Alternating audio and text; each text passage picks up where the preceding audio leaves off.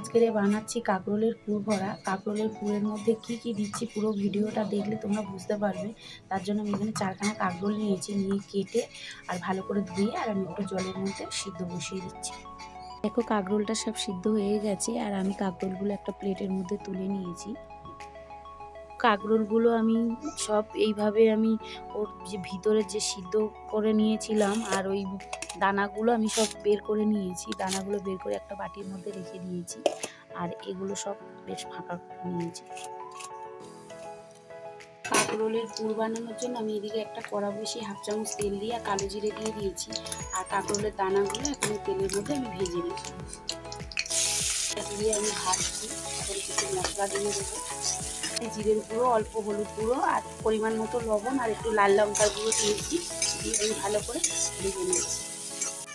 কাঁকরোলের দানাগুলো বেটে নিলে ভালো হতো, আমি আর বাটিনি, আমি এর মধ্যে পনির দিয়ে দেবো। কাঁকরোলের দানার মধ্যে আমি পনিরটা দিয়ে দিচ্ছি, দিয়ে আমি এবারে ভেজে নেব পনিরটা দিয়ে। পনিরটা ভালো করে ভাজা হয়ে গেছে, আমি এখন পনিরটা তুলে নেব।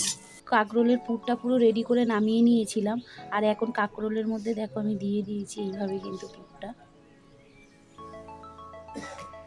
দেখো দেখতে কিন্তু দারুণ লাগছে আর বেশ ভরা ভরা পুর দিয়ে দিয়েছি।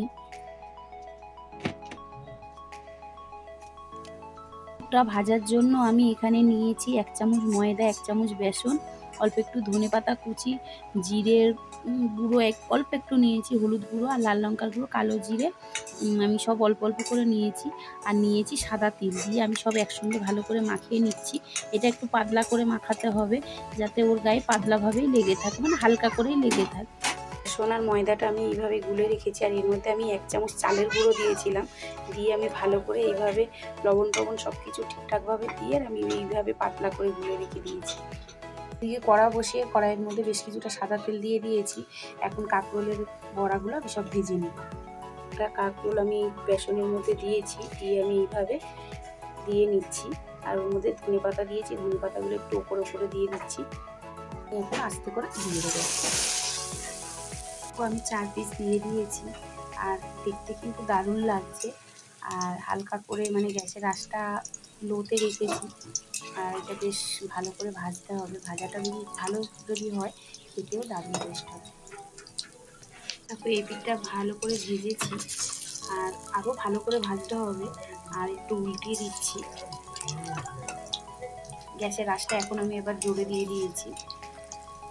দেখো 4 পিস আমি প্রথম দিয়েছি আর কি বড় বড় যেন লাগছে, একটা করে হলেই আর কিছু লাগবে না মনে হচ্ছে। দারুণ টেস্ট হবে কিন্তু খেতে যদি এইভাবে বানানো হয়। আর খেতে যারা এইসব কাঁকরোল খায় না তাদের জন্য তো মানে তারা জানতেই পারবে না যে এটা কাঁকরোল খাচ্ছি না কি খাচ্ছি। দেখো আর সাদা তিল দিয়েছি, উপরে বেশ সাদা তিলগুলো লেগে আছে, দেখতে কিন্তু দারুণ লাগছে। ভাজাটা প্রায় হয়ে এসছে, আমি এখন গ্যাসের আঁচটা জোরেতে দিয়ে দিলাম, দিয়ে এবারে ভালো করে ভেজে তুলে নিই।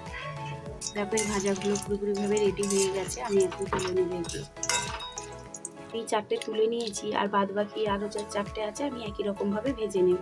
কাঁকরোলের বড়াগুলো কি দারুণ দেখতে লাগছে আর খেতে কিন্তু দারুণ স্বাদ হয় এভাবে যদি রান্না করা যায়। দেখো একটা একটা কত বড় হয়েছে, মানে এক একজন একটা করে খেয়েই তাই মনে হয় আর লাগবে না, এত বড় বড় হয়েছে।